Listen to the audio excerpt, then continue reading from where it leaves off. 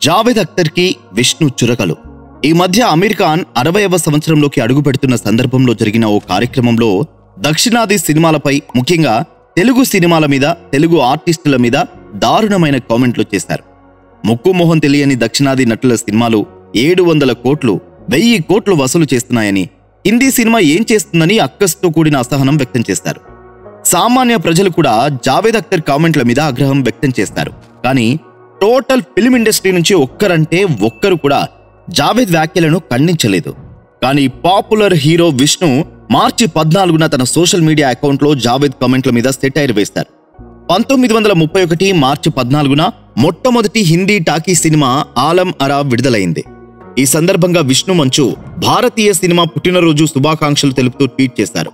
బాలీవుడ్ స్టార్లు కానీ, టెక్నీషియన్లు కానీ ఈ ప్రత్యేకమైన రోజుని గుర్తు చేసుకోలేదు, శుభాకాంక్షలు తెలియజేయలేదు.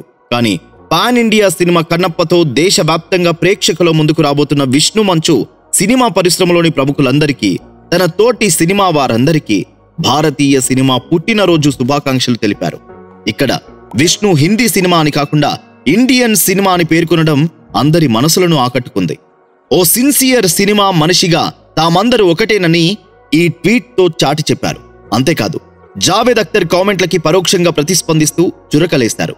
ముక్కు మొహం తెలియని వాళ్ళు కావచ్చు, భాష అర్థం కాకపోవచ్చు, కానీ దేశమంతటా ప్రజలందరి భావోద్వేగాలు ఒకటేనని, అందరి మనసులు ఒకేలా ఆలోచిస్తాయి అని విష్ణు చేసిన ట్వీట్ బాలీవుడ్లోనే కాదు, దేశమంతటా సంచలనం సృష్టిస్తోంది. కొందరు తెలుగు, ముఖ్యంగా దక్షిణాది సినిమాలను తక్కువ చేయడాన్ని ధీటుగా సమాధానమిచ్చారని నెటిజన్లు విష్ణుని ఆకాశానికి ఎత్తుతున్నారు.